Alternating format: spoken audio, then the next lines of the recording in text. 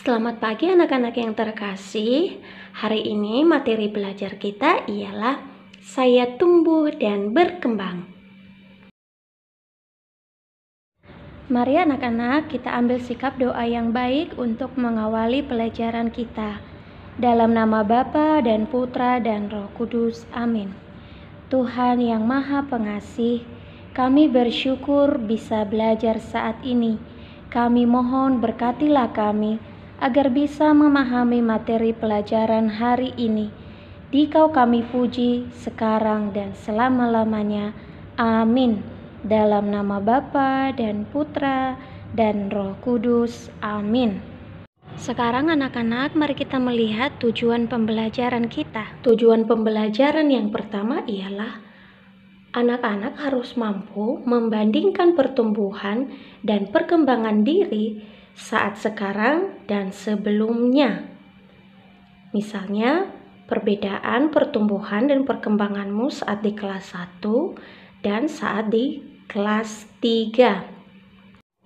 Yang kedua ialah mampu memperjelas siapa saja orang-orang yang membantu pertumbuhan dan perkembangan diri anak-anak sekalian. Yang ketiga, mampu menjelaskan apa faktor-faktor yang mempengaruhi pertumbuhan dan perkembangan diri selama ini. Anak-anak, sekarang mari kita melihat apa arti pertumbuhan. Pertumbuhan adalah suatu proses pertambahan atau perubahan tubuh. Nah, bagaimana contohnya? Berikut Bu Rosma jelaskan. Anak-anak, ini adalah contoh proses pertumbuhan. Proses pertumbuhan ini terjadi dalam segi fisik. Di sini kita dapat melihat perubahan tubuh seorang anak laki-laki dari dia masih bayi, balita, hingga menjadi dewasa. Begitu juga dengan anak perempuan, mulai dari bayi, ia menjadi balita, lalu ia tumbuh menjadi anak remaja, lalu menjadi orang dewasa. Perubahan tubuh inilah yang disebut proses pertumbuhan. Sekarang mari kita melihat anak-anak apa arti perkembangan. Perkembangan adalah suatu proses perubahan dalam segi kepintaran. Nah, bagaimana contoh perkembangan ini? Berikut Bu Rosma jelaskan. Anak-anak, ini adalah contoh proses perkembangan seorang anak. Pada gambar A, kita dapat melihat di mana seorang anak itu belajar menulis masih dibantu oleh orang tua, guru, atau yang mengajar les tambahan.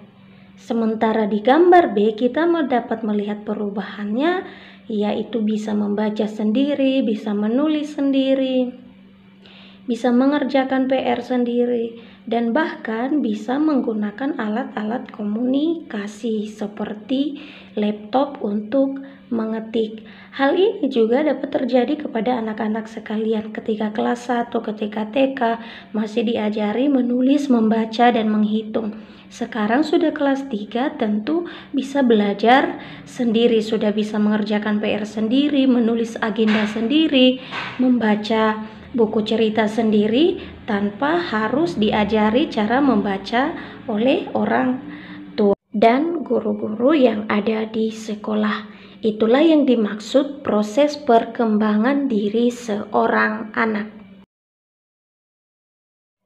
Anak-anak, sekarang mari kita melihat siapakah yang membantu proses pertumbuhan dan perkembangan kita selama ini.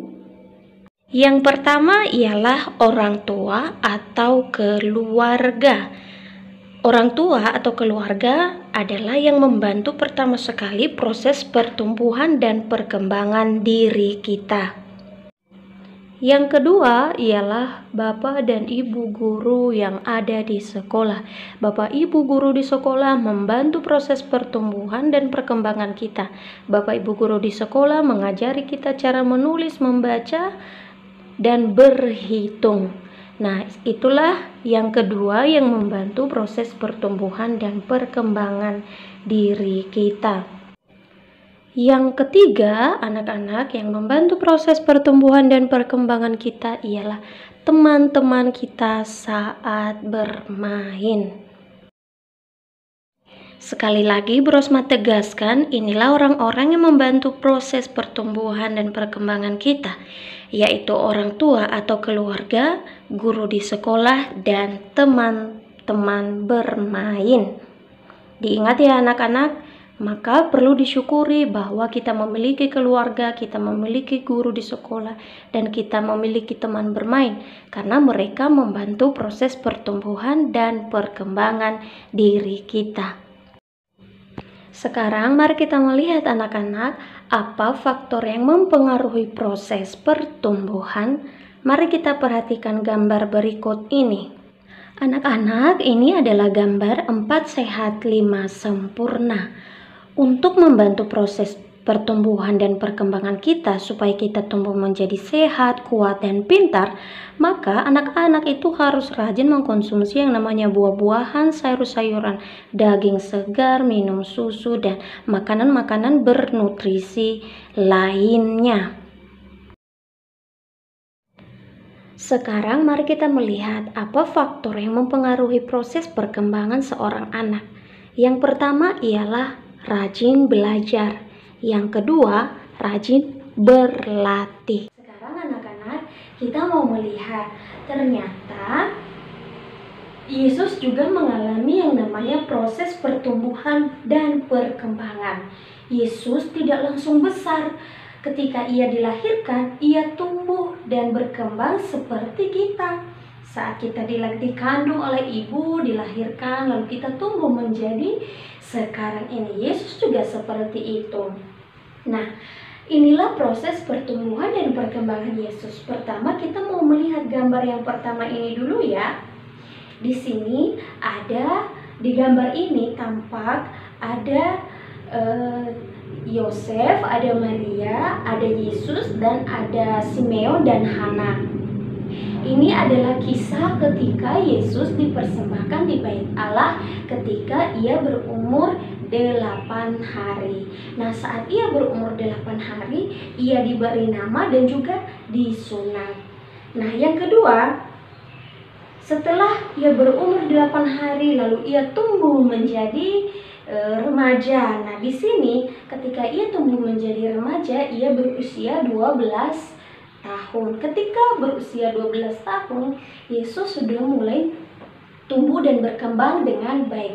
Ia sudah mulai pintar bercakap-cakap, bertanya jawab dengan para imam-imam yang ada di Bait Allah ketika ia tertinggal di Yerusalem saat perayaan Paskah.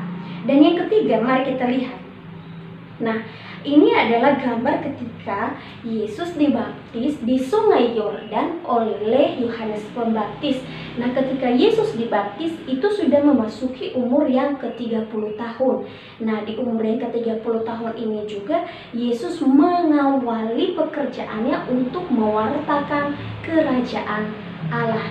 Nah, inilah sih landasan kitab suci kalau anak-anak baca. Proses pertumbuhan dan perkembangan Yesus itu ada dalam Injil Lukas bab 2 ayat 1 sampai ayat yang ke-52. Kalau anak-anak yang punya kitab suci boleh dibuka, tetapi jika tidak punya kitab suci boleh dibaca di dalam buku pelajaran. Kisahnya sudah Bu Rosma ceritakan tadi pada penjelasan gambar proses pertumbuhan dan perkembangan Yesus. Anak-anak yang terkasih, ingat bahwa pertumbuhan dan perkembangan diri kita tidak lepas dari Tuhan yang selalu menyertai kita. Maka anak-anak sekalian setiap hari harus selalu mensyukuri kepada Tuhan dengan berdoa supaya proses pertumbuhan dan perkembangan dirimu dapat sesuai dengan apa yang dikehendaki oleh orang tua dan terutama oleh Allah sendiri. Nah, Bu Rosma mengharapkan bahwa penjelasan Bu Rosma sebelumnya dapat membantu anak-anak sekalian untuk mendalami materi pembelajaran kita saat ini. Jika ada pertanyaan yang membuat anak-anak bingung, boleh ditanyakan kepada Bu Rosma dalam kolom komentar video ini, supaya apa yang anak-anak tidak pahami dapat Bu Rosma ketahui dan Bu Rosma dapat membantu anak-anak sekalian untuk mendalaminya lebih baik lagi. Sebelum Bu Rosma tutup pembelajaran kita, ada satu pertanyaan refleksi buat anak-anak sekalian. Ada di sini ya. Sudahkah saya selalu bersyukur kepada Allah untuk pertumbuhan dan perkembangan saya dari bayi sampai saya besar seperti ini? Itulah yang menjadi materi pembelajaran kita saat ini. Semoga dapat bermanfaat untuk anak-anak sekalian dalam mendalami pembelajaran kita. Nah, untuk itu kita akan tutup pembelajaran ini dengan berdoa. Dalam nama Bapa dan Putra dan Roh Kudus, amin. Tuhan yang Maha Pengasih, kami bersyukur telah belajar mengenal pertumbuhan kami. Berkatilah kami selalu agar tetap menjaga kesehatan dan giat belajar. Amin. Dalam nama Bapa dan Putra dan Roh Kudus, amin. Anak-anak yang terkasih, sampai jumpa pada pembelajaran berikutnya. Tetap semangat belajar ya, Tuhan memberkati. Dah.